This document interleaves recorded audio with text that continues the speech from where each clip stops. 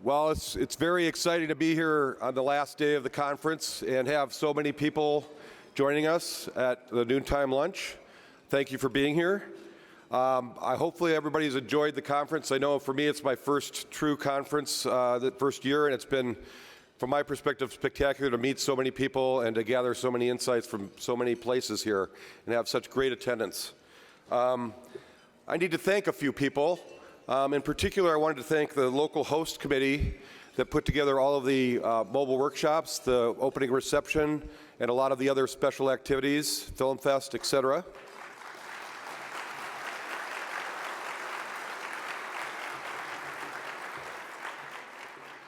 And I wanted to give a special thanks to Diego Cardoso, Alice Toller, Laura Cornejo, and Dolores Robal Saltarelli for all of their leadership here for the local host committee. Let's have a round of applause for them as well.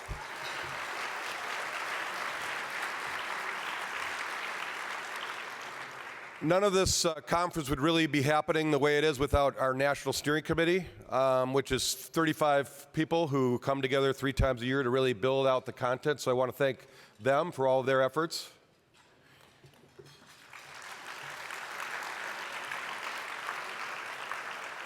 And then lastly, I want to thank Marcy Marvis, who is my program manager, who's really the nuts and bolts of what makes this happen. All the logistics that happen here are related to Marcy, and also to Bill Schumacher from AHI and his staff that does the meeting management services.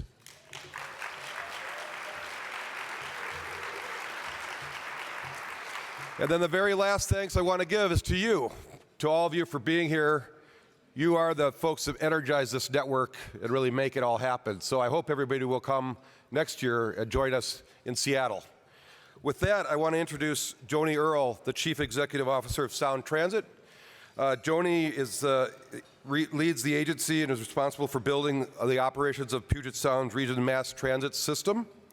Under Joni's leadership, the agency has built new transit centers, park and ride lots, HOV access lanes throughout the central Puget Sound region. The agency runs the ST Express buses, Sounder commuter rail trains, Tacoma Link Light Rail, and Central Link Light Rail trains from downtown Seattle to SeaTac Airport. Joni graduated from Harvard University's State and Local Government Executive Program. She holds an MBA from the University of Puget Sound and a bachelor's degree from Washington State University. So I want to welcome Joni. Thank you.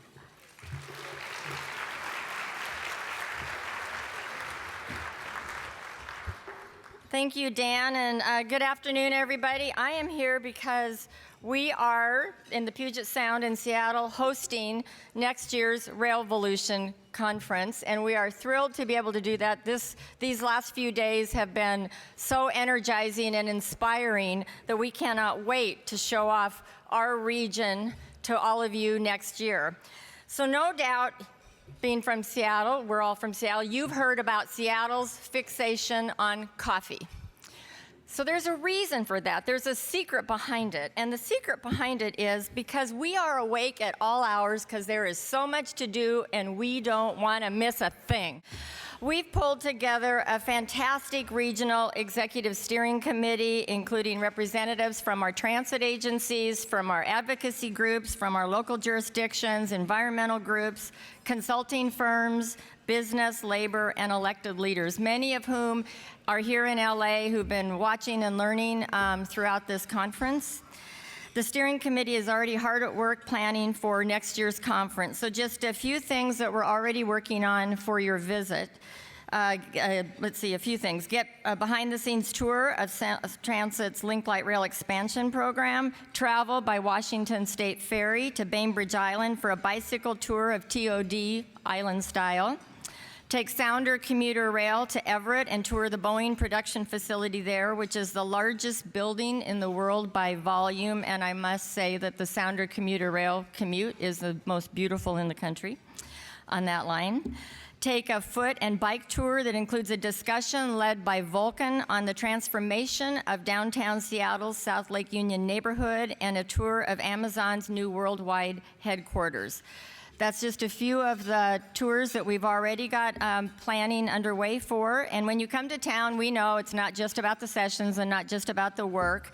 Seattle has a lot to see and do, as you saw on the video, the flying fish at Pike Place Market, the Space Needle, the new wheel that's on our downtown waterfront, great shopping and dining, headquarters home to Nordstrom's, all you ladies out there, the shoes, art galleries and sculpture parks, and a legendary music scene.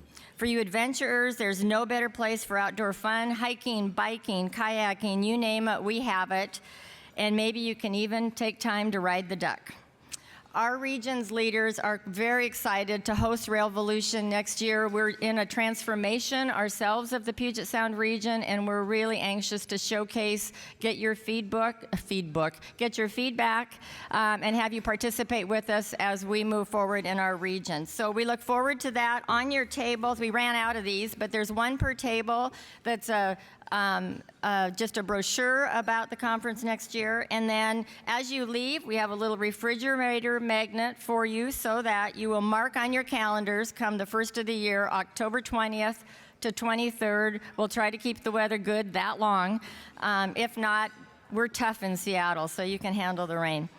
Anyway, we'll really look forward to seeing you in Seattle. So thank you very much.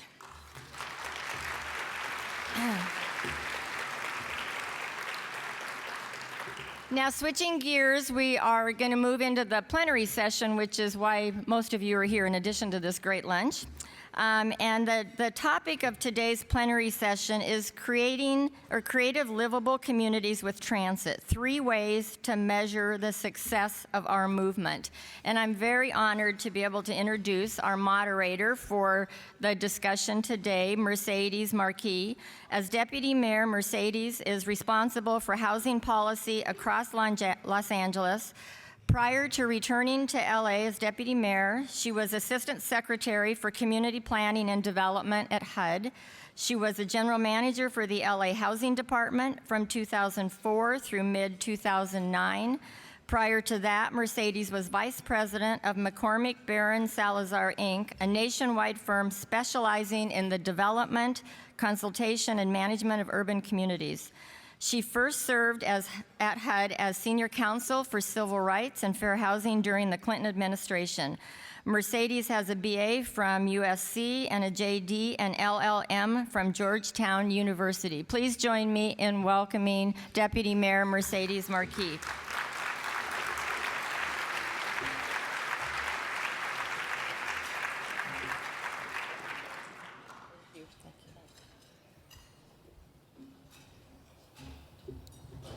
Good afternoon. Buenas tardes.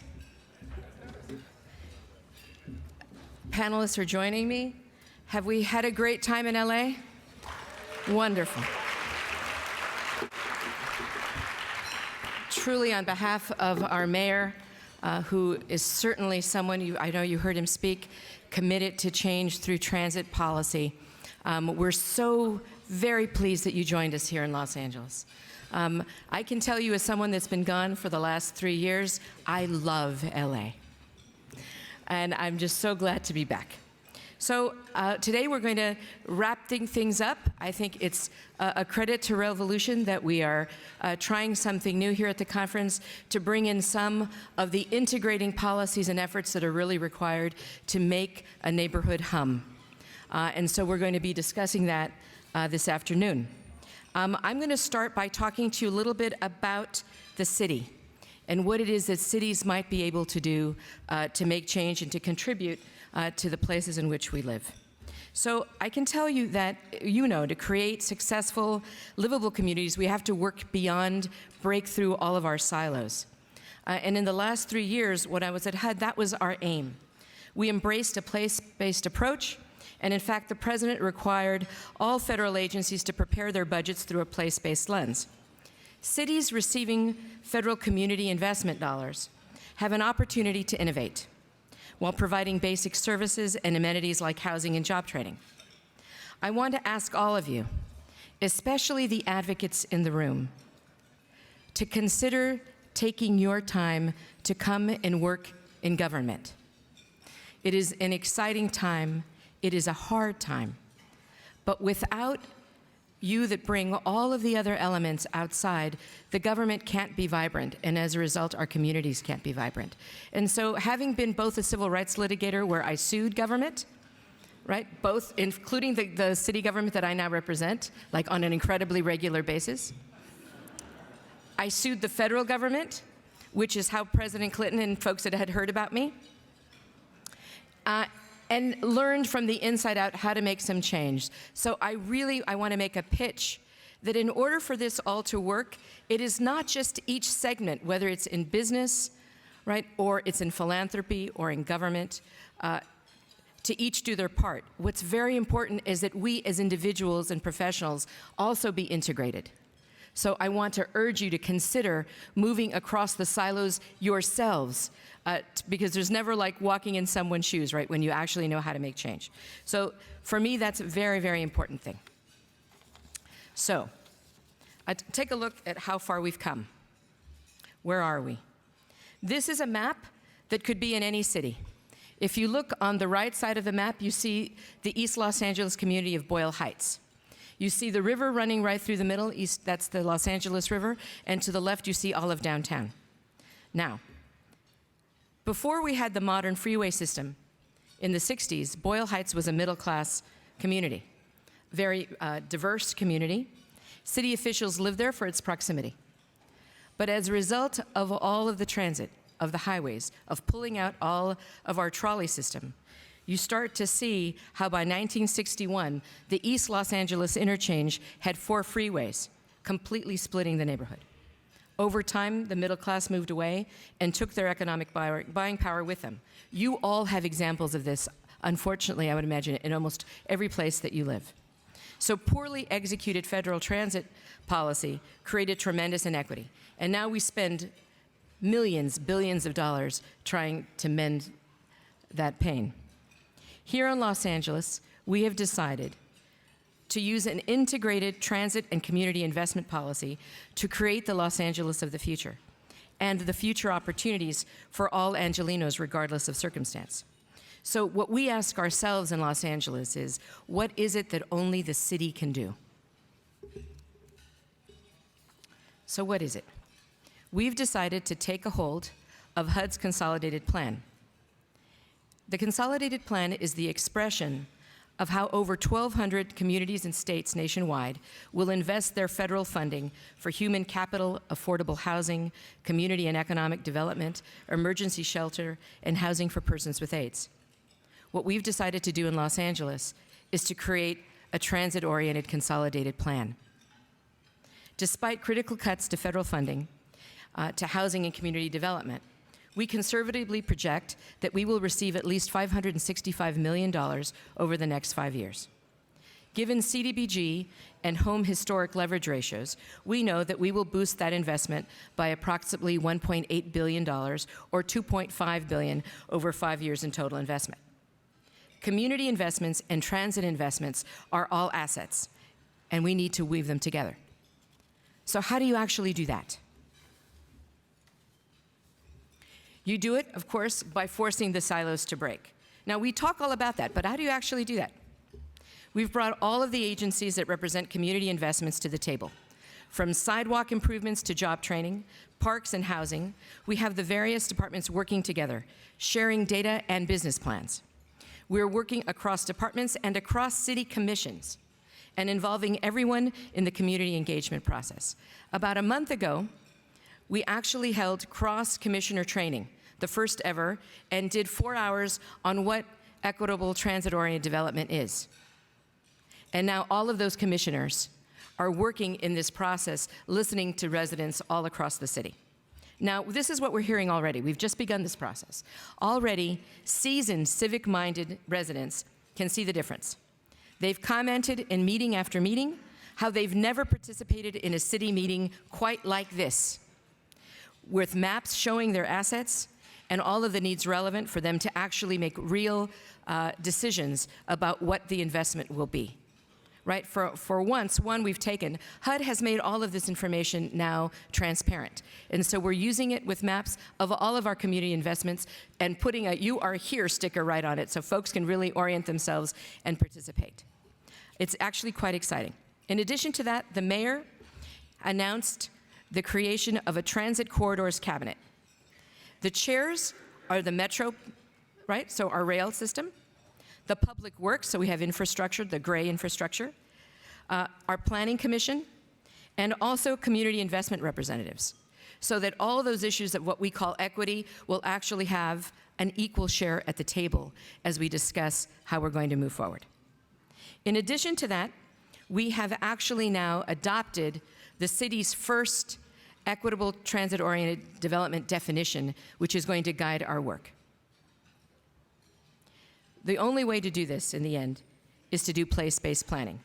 And this is what we're going to do. I want to show you a map now of what we're beginning to show community. This is a map of that same Boyle Heights neighborhood.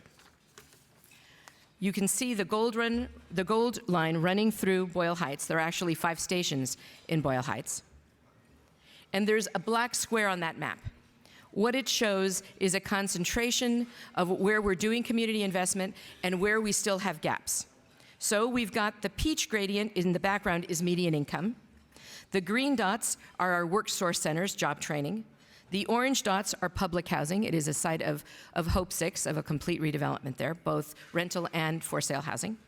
The yellow dot is the Linda Vista Hospital site. Let's see, there's a television program has been filming there for years. It's completely been abandoned, but it's right, it's one of the most beautiful buildings, historic buildings in the city. We bought it with Neighborhood Stabilization Program dollars, with NSP, and now are returning it as affordable housing for seniors and others. In addition to that, we've got affordable housing trust fund projects, including the historic Boyle Hotel, which is to the past splendor of what Boyle Heights was when it was middle class, has now been completely restored. And beautifully, not only is it family housing, but Boyle Heights is known, and what we call it there, you see in the middle, is Mariachi Plaza.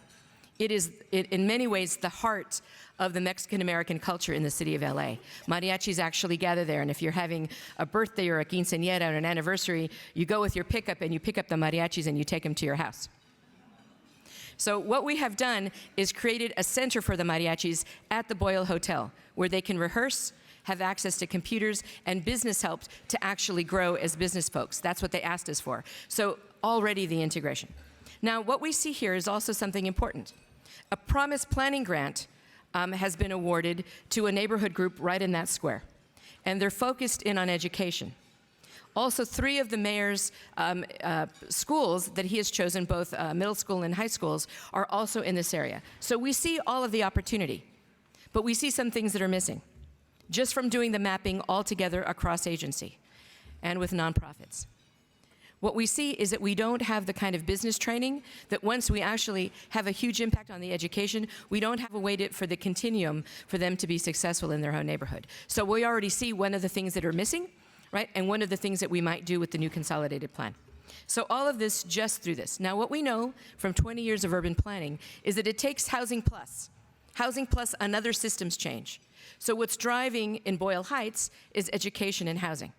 But if we do it right, we will add now the transit to be completely useful to the community, the housing on the line, better schools, and an entire education sector, plus the business sector to help them move forward. All of this because we just took a hold of our federal dollars, and instead of the housing department doing its deal, the community development department, parks, we're doing it together. So this is what a city can do. Go home and talk about it. So I've talked to you about what a city can do. But obviously we know that we're going to work with philanthropy, with academics, with intermediaries, with think tanks, with everyone. And what I love about it is that our panelists are experts in their fields from all that it takes to actually make communities work. So we're going to hear from each of them about what is working, how to measure success, and their experiences. So I would like to start by introducing them and going down the list here. Dr. Richard Jackson. We're so happy to have you. He's here from UCLA. There's always, you know, a real kind of rivalry between USC and UCLA. I'm a USC girl, but we don't hold it against one another at all. If you're from LA, you know what I mean. You can't really go anywhere without having this kind of discussion. Dr. Jackson is a professor at the Institute of the Environment and Sustainability in Urban Planning and chairs the school's Department of Environmental Health Sciences. Currently, his work involves policy analysis of environmental impacts on health, ranging from toxicology, chemical body burdens, terrorism, sustainability, climate change, urban design, and architecture. He has co-authored books on healthy communities and will host a public television special this year called Designing Healthy Communities. He has received the highest honor from the American Public Health Association, the Sedgwick Memorial Medal, and was elected to the Institute of Medicine of the National Academy of Sciences. Please help me welcome Dr. Richard Jackson.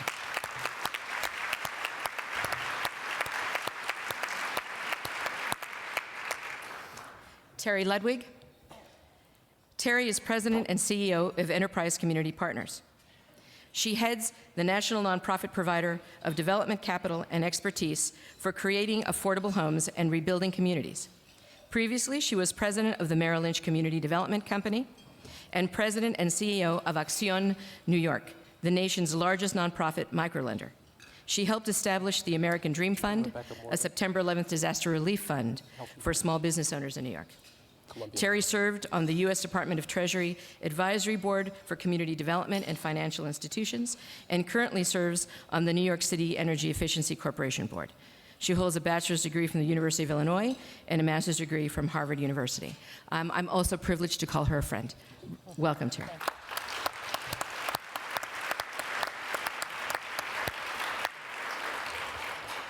Finally, Charles Zell visits us from the Twin Cities. He's president and CEO of Jefferson Lines, an intercity bus company connecting rural communities in 13 heartland states to destinations throughout North America. In Minnesota alone, Jefferson Lines serves more than 60 communities. Charles is a founding member of the working group of the Itasca Project and the Transportation Task Force. He sits on Minnesota's Transportation Finance Advisory Committee.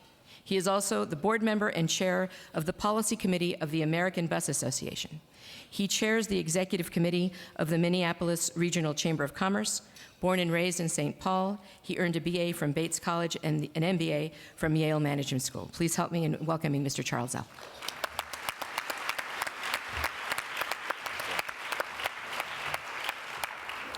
We're going to start today with Dr. Jackson. Thank you very much, Deputy Mayor Marquez. And see if we can go forward some slides here. The book on the left is the textbook I use at UCLA. I'm the original silo crosser because I actually have an appointment in pediatrics because I'm a pediatrician and also do environmental health, sustainability, and was on the board of directors of American Institute of Architects. I decided a long time ago, actually about 4 years ago, that talking to 300 people at a time didn't really work. It was time to do a PBS series, and it's now shown Designing Healthy Communities in about close to 10 million homes on public television at this point. Exactly 1 year ago, this advertisement appeared in the UCLA Bruin, and I think it was over at USC as well. It was a half-page ad, and clearly General Motors, the company that, with about 3 others, bought most of the trolley systems in the United States and deposited many of the trolley cars in the Pacific Ocean, did focus group testing on a whole series of college kids. And one of the messages that resonated with the college kids was, reality sucks. You can imagine struggling for money, figuring out how you're going to pay back your loans, being under pressure, and then worrying about getting a job at some point. But General Motors had a solution. You can see at the bottom left corner, stop pedaling, start driving, go out and buy a $30,000 GMC Sierra, and you can live happily ever after. I was very upset about this, and I and 1,000 other people wrote to GM and complained. They pulled the ad, but when I was showing it to my students, and I said, isn't this terrible? This kid's doing exactly what we want him to do. He's exercising, he's not polluting, he's not having indigestion, and he's being smirked at by this pretty girl. And one of the students said, Dr. J, you got it all wrong. She's flirting with him. She doesn't want to be with the chubby guy driving the car. But GM is right. In fact, Americans are under a lot of stress from a lot of different sources. Just count the pills. We're taking 4 times as many antidepressants during the prime of life than we were 20 years ago. Dramatic changes in our population. Second most prescribed drugs in the United States. When I teach class, I tell my students the built environment is social policy in concrete. Social policy, when we visited Syracuse, New York, was to separate the wealthier folks on the east side of town by running a highway up through the middle of town, where the hospitals were on the east side and the poor folks were on the other side. The supermarkets disappeared from the poor side of town. This is Northwest Atlanta, which didn't want MARTA. And I remember going to public meetings where someone said MARTA stands for moving African Americans rapidly through Atlanta. God's punishing them now because 23 lanes wide, it's still stopped 3 to 4 hours a day trying to get up to Northwest Atlanta. When I was a kid, I saw the opening of Disneyland in 1955 on television, and I thought, wow, this is cool. They got Tomorrowland and Frontierland, and you can even pay a lot of money and go see a street with sidewalks that people walk up and down looking in shop windows. But if you saw that, or even caught up, they look over to Highway 5 in Anaheim, and there are about 5 cars going by. And for a kid from New Jersey, 5 cars on a free road was amazing. Everybody wanted to move to California, and everybody did. And most of them sit on Wilshire, and UCLA is a couple blocks from the busiest street corner in Los Angeles. I live in LA without a car. The transit and public transit out of UCLA is terrific. But this movement away from our legs, movement away from transit, has had a cost. We decided we were going to build cheaper schools, big box schools, way outside of town. And over the course of one generation, we've gone from 2/3 of our kids walking and biking to school to about 1 child in 8. You think that might have affected their fitness? So Secretary of Education Tom Torlakson pushes for the fitnessgram on the report card of every kid in California. And 3/4 of the kids in California, school kids, cannot pass the fitnessgram. 2/3 can't walk a 12-minute mile. Dan Bartholomew, there are people in Minneapolis over age 60 who can walk 12-minute miles. And 2/3 of the people in this state not being able to do this. This, by the way, has nothing less than the Pentagon very worried, because at this point, 2 out of every 7 volunteers for the U.S. military cannot get in because of obesity and lack of fitness.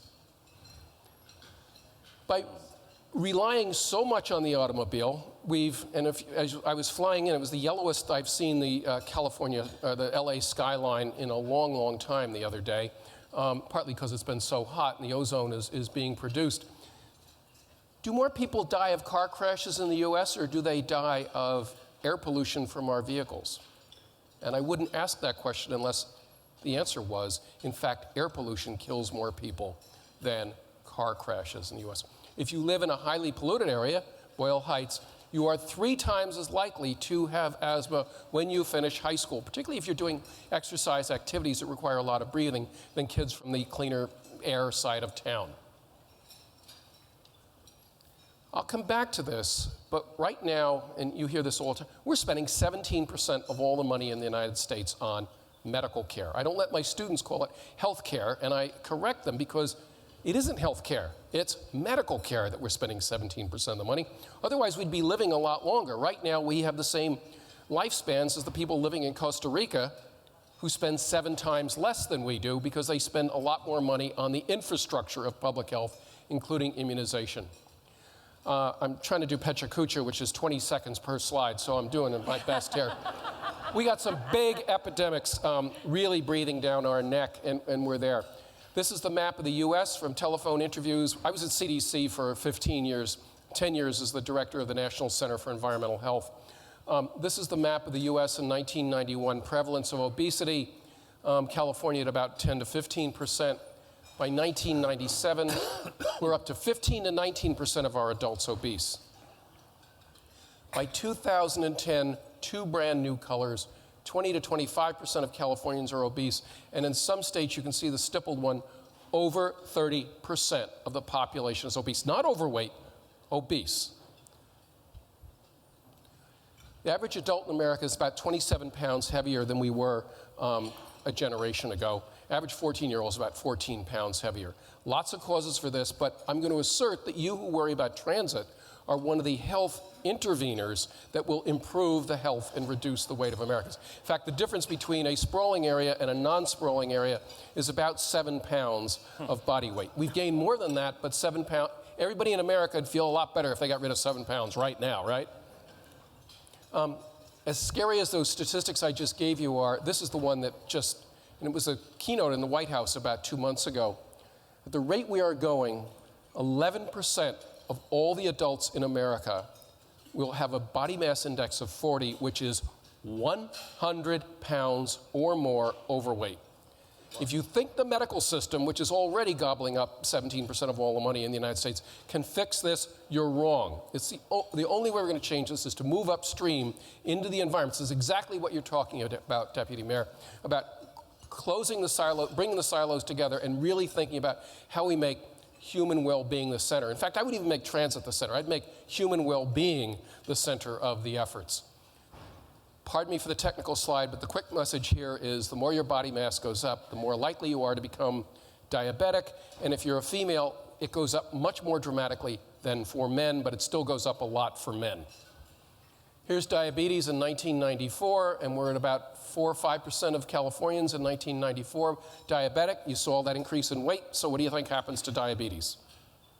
Here's 2007, the latest data I could get. We've doubled the prevalence of diabetes in the United States just in half a generation. When I was a young pediatrician, worked in the diabetes clinic and saw the kids with diabetes, they all had insulin-dependent type 1 juvenile diabetes. Now if you walk into the pediatric diabetes clinic, half the kids have what we used to call adult onset diabetes. And the treatments that we give them, the oral medicines and all the rest, don't work. And they don't work at all well in these populations. And so think about the costs we're going to be looking at as we go into the future. Everyone in this room knows what the Keeling curve is, so I won't press you, but no one should graduate high school or college in the United States without knowing what the Keeling curve is, because it's going to have immense impacts on your health and the well-being and prosperity of America over the next 30 to 40 years. This is the CO2 level of planet Earth. When I was born, the CO2 level of the atmosphere of planet Earth was 300 parts per million. Today, it's close to 400 parts per million. And it's because about 1/6 of it is due to tree removal and vegetation removal, and the rest of it's due to fossil fuel loading of the atmosphere. I gave a talk in Memphis last week and pulled out the Arbor Day maps. Memphis had the same climate as about New York City in 1990. By 2006, when Arbor Day put out the new maps, Memphis now had the climate of Atlanta, and Atlanta had the climate of northern Florida in that short a time. And they're not working a political agenda. They're just trying to tell you when to plant trees. Of the last 117 years, the Weather Service takes temperatures multiple times a day, averaged out what was the hottest half year in American history for all 50 states. And the hottest half year of all 118 years were the ones that are red. So if you think temperature change isn't occurring, and what this means is as the temperature goes up, you have much more energy in the atmosphere. Hot air holds more moisture than cold air. So when I was in Memphis, they've had two once in 100-year storms in the last 10 years. So what we're looking at as we go forward is not only sea level rise, but a much more violent atmosphere. Al Gore showed these pictures during his video on his show on Unpleasant Truths, but there's the melting on Greenland, and this is what it looks like. 100,000-year-old fresh water melting away. At a quantity of water in one day would supply New York City's needs for about a year.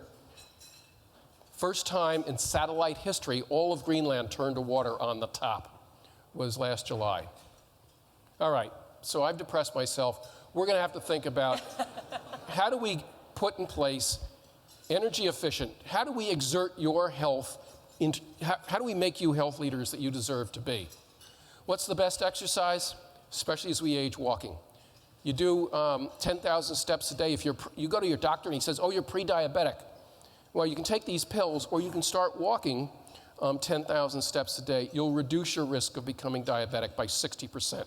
No drug works as well as physical activity and watching your diet. you're middle-aged and you go to your doc and you say, boy, I'd like to live a little bit longer. If you become fit, you add about 7 years to your lifespan by becoming fit. Separate from obesity, just becoming fit adds to your lifespan. That's a lot of years, by the way.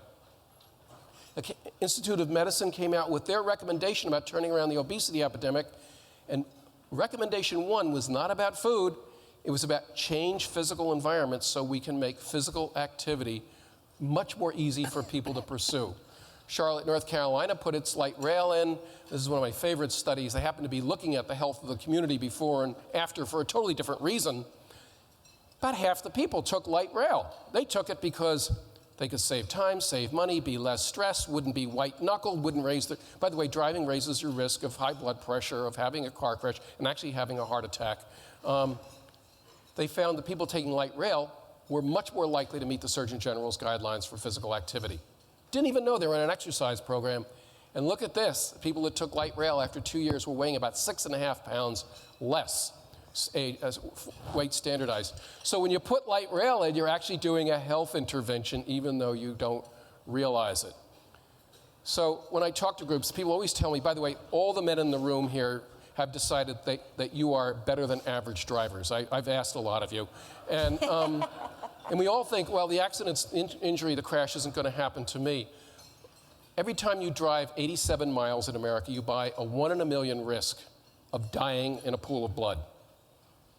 So some of you have bought 1 or 2 lottery tickets for death just today. But I got to thinking, my wife lives in Berkeley. I go up and back a lot. I usually fly, but but if I drive, I not only get to go past Harris Ranch, which my students call Cowschwitz, but that 381 miles is 4.5 chances in a million of dying. So it's a 1 in 228,000. So the round trip is about a 1 in 100,000 chance of death. So we think about these calculations about the high-speed rail. The Japanese, since the Olympics in the 1960s, have carried 5 billion passengers without a single passenger death. That's a health intervention. The most massive public works project in the history of the world until the year 2000 was the U.S. highway system. The massive public works system now is high-speed rail. So when I think about the cost of high-speed rail in California, I don't even think they calculate in the lives saved. We probably talk about energy and pollution, but not lives saved.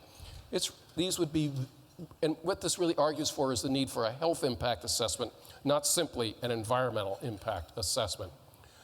If you want a copy of the video, designinghealthycommunities.org, and you can order it up. And with that, I will stop, and I think I did the hoochie coochie okay. Thank you very much. Thank you. Charles, would you like to? Charles?